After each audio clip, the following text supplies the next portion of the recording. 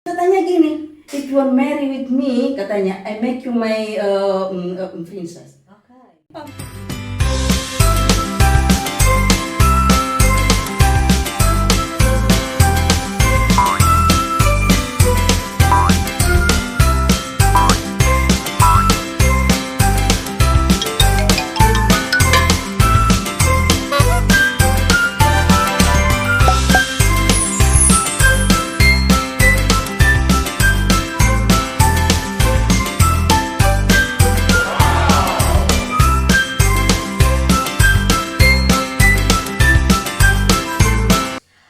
Welcome back to my channel. Selamat datang kembali di vlogku Ibet Syagian bersama dengan aku Ibet Syagian di sini. Dan teman-teman, seperti biasa, hari ini aku juga sudah bersama dengan seorang narasumberku yang akan bercerita tentang keunikan-keunikan kisah cintanya bersama dengan sang suami. Langsung aja kita sapa, ini dia. Hai kakak. Halo Dek Ibet. Halo. Halo, sapa dong teman-temannya yang lagi Halo nonton. semua.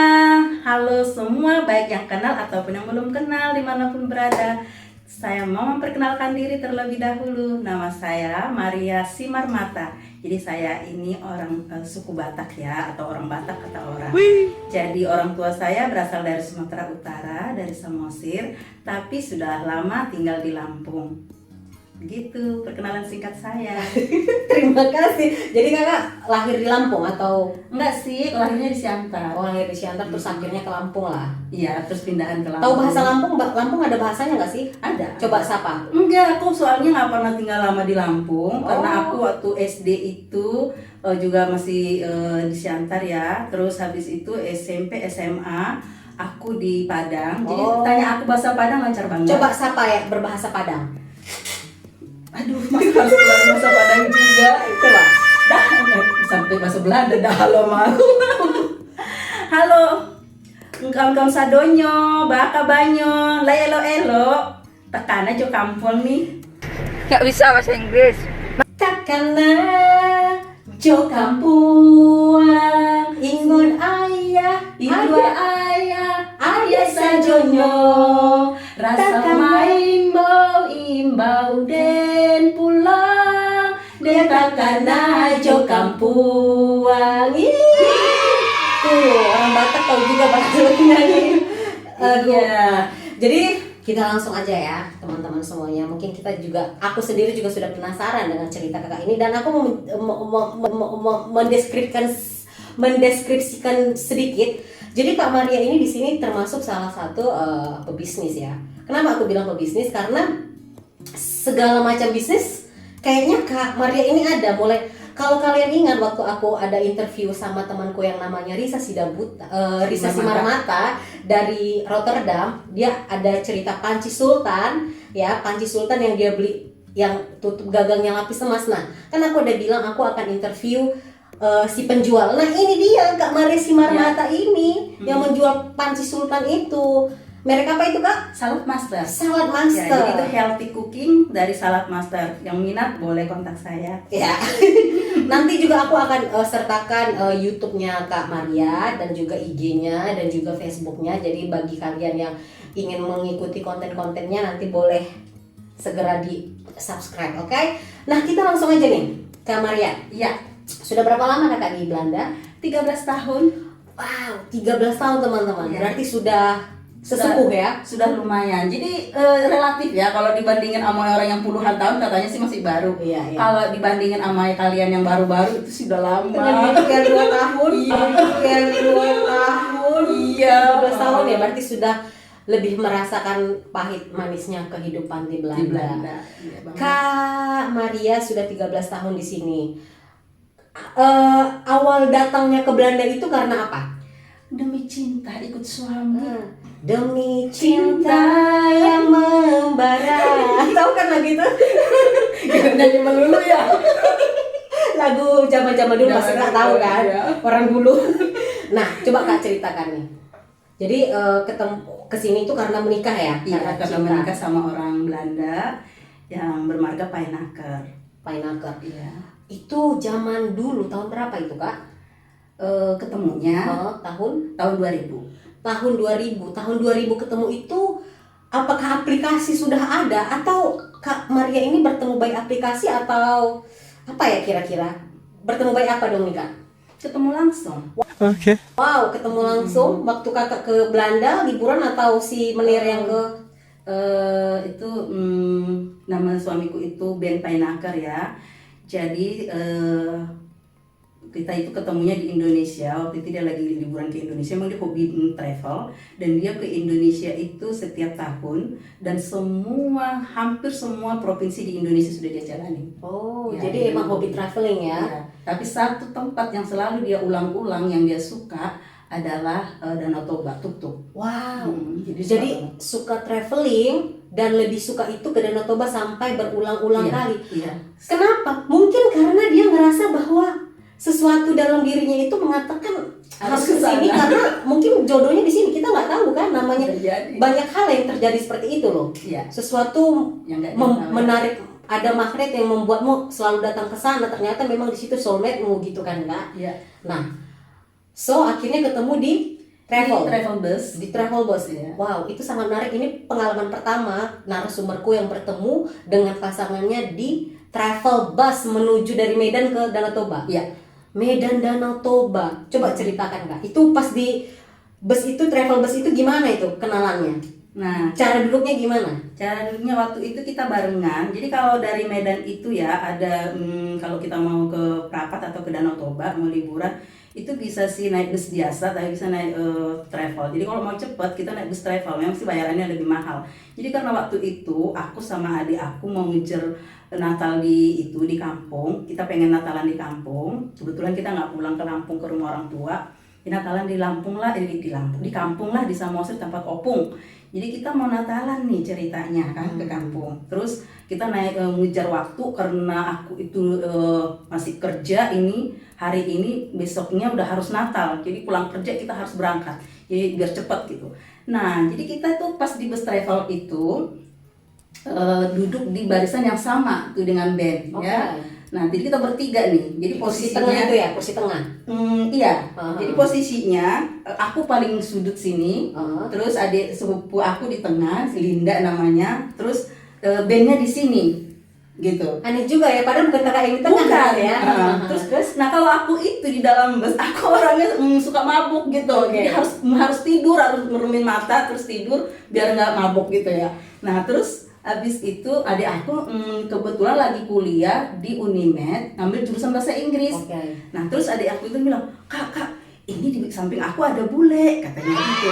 Aku mau ngomong sama dia, tapi aku nggak mau yang formal yang bilang halo, how are you? Itu kan bosenin banget kak.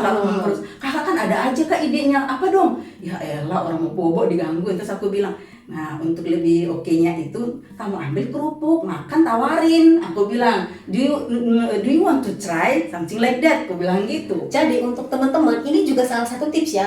Siapa tahu nanti kalian lagi pulang kampung ke asal, terus tiba-tiba di travel itu ada bule. Mungkin ini salah satu caranya, jangan pakai kayak how are you itu Iya, yang jadi nggak tawarin aja apa yang kamu lagi, mungkin lagi apa yang kamu makan, boleh kamu tawarin ya. Iya, atau tanya tentang sesuatu gitu. Heeh. Nah adikku lakuin gitu, terus dia ambil buka ini kerupuk, terus dia bilang, excuse me sir, do you want to try this kerupuk gitu kan? Oh, what is that? Kata bandnya. Nah, terus dia ambil, terus dimakan sama dia. Terus adikku bingung lagi, terus kak lanjutannya gimana? Katanya, ya elah tanya dong, enak nggak kerupuknya? How the taste of kerupuk? Aku bilang gitu, jadi mulai ceritanya. Aku bilang, oh iya bener. Nah terus dia coba lagi, terus ngomong, akhirnya cerita. Nah terus habis itu kak apa lagi? Jadi dia selalu nanya idenya apa lagi, apa lagi gitu kan. Terus aku kasih tahu, nah udah itu ditanya lagi kedua, masih mau lagi nggak gitu. Nah ditawarin, terus dia bilang, oh ya, of course I like it, katanya gitu. Nah terus habis itu tanya, baru kamu nanya, dari mana asalmu, udah berapa kali ke Indonesia, gimana menurutmu tentang Indonesia, begitu. Nah terus tiba-tiba bandnya nanya ke adik aku, dia bilang gini, itu siapa? Nah, terus aku kan tutup mata ya, jadi terus adik aku bilang kakak aku, katanya. Terus langsung dia bilang, boleh nggak aku kenalan? Terus begitu dia lihat bilang boleh kenalan, adik aku bilang kak mau kenalan. Jadi dia mau kenalannya malah sama akunya gitu kan.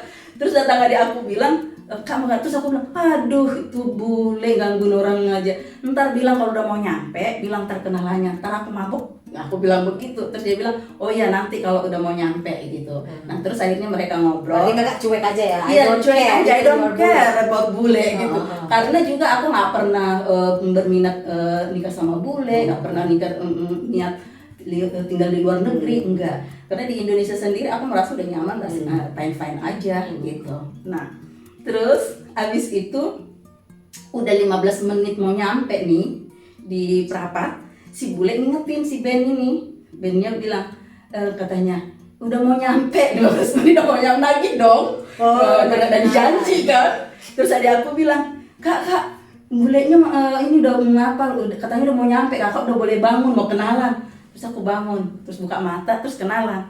Terus kenalan, aku salaman kita ya. Terus aku bilang, Maria gitu. Terus dia bilang, Ben gitu. Nah terus langsung dia bilang, tahu nggak pemirsa, oh guys, itu namanya kayak main-main, tahu nggak? Aku kira ini cowok, gila bagaimana? Terus dia bilang, tahu nggak apa dia bilang? Oh my God, katanya, you're so beautiful. I love you the first time. Oke. Terus katanya gini, if you want marry with me, katanya, I make you my princess. Oke. Oh my God, jadi langsung aku bilang, guys, hey, are you crazy? Kamu baru lihat aku sekali, sekarang kamu Dan waktunya berapa lama tuh di bus? masih 10 menit. 10 menit ini kenalannya, baru bangun, salaman, dia langsung bilang. Terus dia bilang, ya aku hanya mau bilang, katanya. Dia nggak nanya aku udah punya pacar, aku nggak nanya aku masih single. Dia langsung bilang, oh kamu cantik banget, aku jatuh cinta pada pandangan pertama, aku mau nikah sama kamu, kalau kamu mau aku jadikan kamu princess aku. Coba. Wow, 10 menit berkenalan teman-teman. Langsung aku jawab apa? Gila kamu ya, dasar bule, gila. Aku bilang gitu. Terus dia bilang gini, tapi sorry, kamu udah punya pacar belum? Coba dia ngungkapin isi hati dulu baru nanya. Terus aku bilang, udah. Oke. Dia langsung, oh my God, how pretty I am, katanya gitu. Wah, aku kasihan banget aku ya. Nah, terus aku bilang, yes indeed. Gue bilang, ya emang kamu kasihan. Aku udah punya pacar, kamu tanpa nanya bilang jatuh cinta. Terus dia bilang gini, oh nggak apa-apa lah. Tapi emang benar pada saat itu udah punya pacar lagi? Iya. Pacar. Oh, orang Batak. Orang Batak Indonesia. Okay. Ya. Siapa namanya? Nggak boleh dibilang. Ntar dia kalau nonton dan tersipu-sipu manis. Oke, maksudnya makin halo-halo kan, Iya. gitu loh. Dan terus abis itu udah itu kan, terus dia bilang, oh aduh, katanya sayang kalau katanya kalau sayangnya kan udah punya pacar ya, kamu serius, kalian saling cinta, sampai begitu, tahu nggak? Terus aku bilang, iya kami saling cinta gitu, udah serius gitu kan. Terus oh katanya gitu, ya ampun, tapi nggak apa-apa lah katanya, kalau emang kamu juga udah punya pacar, jadi teman dengan kamu pun aku sudah cukup bahagia karena aku bisa berteman dengan orang yang aku cintai gitu. Terus aku nanya, aku bilang gini, emang kamu belum married? Aku bilang gitu, karena dia juga kan orangnya udah dewasa ya. Kita itu istilahnya, aku waktu itu kan masih muda ya, masih umur 26. Kakak kemana? Iya, waktu ketemu sama dia itu. Kalau si gitu. Menir? Sudah 40. Oke. 40 ya. Jadi Jauh lah ya bedanya. iya, terus aku bilang, emang kamu belum nikah? Kita kan mikir kan, apalagi kalau bule yang umur 40 kan udah kelihatan kayak tua gitu ya. Iya, Terus iya. katanya, enggak, karena selama ini aku nggak punya niat nikah, kata dia. Tapi entah kenapa ketika melihat kamu, dia bilang, langsung aku berkata, aku mau menikah tapi sama ini cewek. Ketika aku tadi lihat kamu, katanya. Coba, belum sama cewek yang belum dia tahu siapa loh. Iya, 15 menit ya. 15 menit ketemu. Ada sedikit persamaan dengan ceritaku nanti yang akan aku ceritakan, ada sedikit persamaannya, cuman ya kalau kita kan udah kontek-kontekan ya. Kalau ini sama sekali enggak ya. Terus jadi itu maksudnya kan 15 menit tuh kalian udah akhirnya udah sampai lagi. Udah, kan? nyampe lah kan, nyampe di berapa. Terus dia bilang, boleh aku minta alamat kamu di Medan. Ntar aku habis sebelum pulang ke Belanda, aku mau mampir ke rumah kalian di Medan. Terus aku bilang, oh ya boleh, aku kasih kartu nama. Terus dia bilang, oh my God, kamu orang laboratorium, orang kimia, katanya. Iya, aku kerja di laboratorium di Sinarmas, aku bilang gitu kan. Terus, aku kira tadi kamu guide katanya gitu. Karena bahasa Inggrismu kok nggak oke ya katanya gitu. Kakak apa namanya? Mungkin waktu itu gayanya kayak pakai guide kali, pakai topi gini. Ya, cuek lagi kan orangnya kan, I don't care about that like this gitu kan. Padahal bahasa Inggrisnya juga biasa aja sih sebenarnya menurut aku ya. Terus udah itu dia pergi ke tujuan, kita pisah. Dia pergi ke tujuannya, tujuan kami beda kapal lah mau nyebrang. Begitu pertemuannya sampai. Tapi kakak ke Samosir dan dia ke Tuk-Tuk, kami ke Tomok. tapi di ferry nggak sama tuh? Enggak, kita beda. Dia kapal khusus yang ke Tuk-Tuknya, kami naik ferry yang ke Tomok. Tapi kalian sudah tukar-tukaran nomor? Ya, cuman ganti, aku kasih kartu nama aku nggak minta nomor dia nggak. Oh, jadi ya kalau dia mau hubungin ya hubungin, kalau enggak ya enggak. Iya, gitu ya? jadi itu Desember tahun 2000. Wow. Nah, habis itu udah sampai di situ. Kisah cinta bersemi di bus travel antara Medan dan Samosir. Iya. Danau Toba. Belum, nggak cinta sih, orang saya nggak cinta dia. Pandangan pertama ya, pandangan cinta pertama si Menir. Iya. Terus akhirnya dia akhirnya menghubungi lagi dong. Pada saat kapan itu? Udah nggak dihubungin. Sampai Jadi aku selalu bilang ke adikku, alah bule emang sering begitu, emang udah sering ketemu kan di Prapat banyak banget ya bule. Dia sering ketemu, nanti ya maybe I call you back, I this like this. Jadi tapi nggak ada gitu, karena aku juga memang nggak niat gitu banget, nggak suka lah sama bule gitu ya. Nah habis itu Januarinya aku kan udah balik ke Medan, udah kerja lagi. Dia beneran datang langsung ke rumah kami, ke alamat rumahnya. Iya. Oh. Terus aku lagi kerja, pulang Kakak kerja. di Medan tinggal? Di daerah mana tuh Aku Medan? pulang kerja, kami tuh di Padang Bulan. Di Padang Bulan.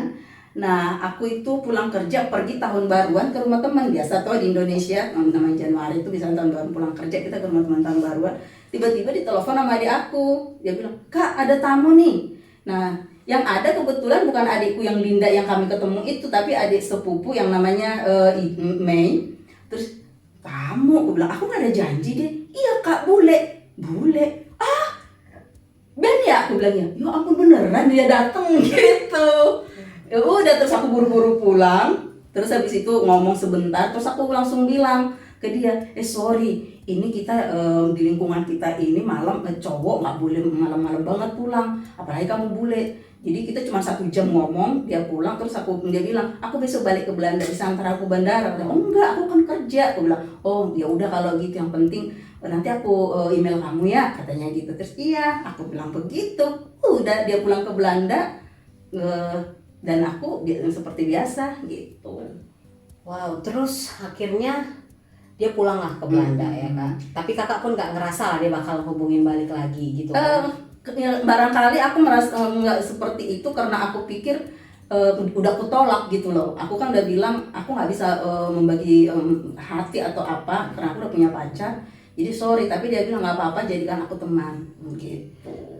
Terus akhirnya setelah dia kembali ke Belanda, kakak di Indonesia, dia pada saat kapan dia mengirim email lagi gitu loh? Dia langsung call. Oh, by phone? By phone. Oh. Dia langsung call, langsung bilang aku udah nyampe di Belanda. Wow. Gitu. Terus oke. Gitu. Karena pada saat itu kan belum ada aplikasi-aplikasi yang kayak WhatsAppan apa. Nggak ada WhatsApp, nggak ada Facebook. Benar-benar hanya 2 cara, manual, ya? email sama telepon. Wow. Jadi langsung telepon. Terus habis telepon dia ngasih tahu udah nyampe, terus email-emailan, dan masih selalu nanya, "Masih sama pacarnya ya?" Ya masih dong, masa itu tiba-tiba putus kan gitu ya. Padahal sebenarnya kalau Iya. emang kita ini pasti aja bisa aja kan, Iya. langsung kita bilang, "Iya aku udah putus, kenapa?" Terus gitu dia kan. dia coba dulu juga ngomong ya, dia bilang, "Kamu bisa nggak ya," katanya gitu, "mencoba untuk menempatkan aku di sisi hatimu yang lain," gitu. Terus aku bilang, "Oh no, sorry," aku bilang, "karena aku hanya satu-satu, nggak bisa aku mendua hati," gitu. Jadi ya dia bilang, "Waduh, laki banget ya cowok kamu itu," dia bilang gitu. Dia bilang, "Sebenarnya kejujuran kamu itu menyakitin aku, tapi aku bangga dengan kejujuranmu dan kesetiaanmu," dia bilang gitu sih. Wow, jadi itu kan berarti maksudnya kakak juga nggak menerima gitu kan, karena kakak sudah punya pacar Iya. gitu kan. Kenapa pada akhirnya berjodoh? Nah, jadi ceritanya setelah itu kan dia tiap tahun datang ke Indonesia. Jadi di tahun kedua dia datang lagi. Nah, datang lagi di tahun kedua dia mampir lagi tetap. Tapi pada saat dia sebelum datang ke Indonesia itu apakah kalian tetap keep in touch? Iya, dia tetap kasih tahu info by email. Oh. Terus aku tanggal sekian nyampe di Indonesia, tanggal sekian aku akan main ke rumah kamu gitu. Nah, Oke. terus habis itu dia datang lagi. Terus habis itu dia ajak kita main bowling. Terus selalu aku bilang, sorry ya kalau di Indonesia ini, apalagi kayak aku Batak ya, yang Boroni Raja, aku bilang yang mempunyai nggak Adat ada istiadat. istiadat. Kalau cewek yang punya pacar itu nggak boleh sembarangan jalan berduaan dengan cowok lain. Tapi kakak berarti masih sama pacar kakak itu lah. Iya dong, tapi kita juga beda kota ya, jadi kita Oh. tinggal di suatu kota yang sama. Terus harus ikut adik aku gitu. Jadi kita pergi itu selalu berempat gitu, 2 adik aku plus akunya. Jadi mungkin itulah dia ngerasa wah ini cewek emang cewek baik. Iya. Dia apresiasi ini cewek baik yang nggak sembarangan Iya. gitu. Karena setiap aku kemanapun dia kayak selalu ikut Iya. gitu kan. Tapi ya bukan Terus berarti kalau kita juga jalan ke mall gitu kan, terus dia bilang, do you like something katanya. Terus aku selalu bilang, oh no sorry, if I want something I can buy. Oke. I have money gitu. Jadi dia selalu nanya, kamu mau nggak? Terus aku bilang, oh enggak, makasih lah gitu. Kalau aku mau, bisa kok aku beli. Jadi dia bilang, biasanya yang kutemui selama ini cewek Indonesia yang nggak apalagi rata-rata yang kalau yang cewek matre nggak diminta, aku selalu bilang, mau nggak belikan ini buat aku, selalu gitu. Kok kamu enggak? Dia bilang gitu ke aku. Kamu lain deh, orangnya unik banget. Jadi dia makin penasaran itu. Nah waktu sebelum pulang, yang dia datang tahun kedua sebelum dia pulang, dia nanya lagi, gimana? Kamu masih tetap sama pacar kamu? Iya. Bahkan kami udah serius, udah mau menikah. Aku bilang tahun depan.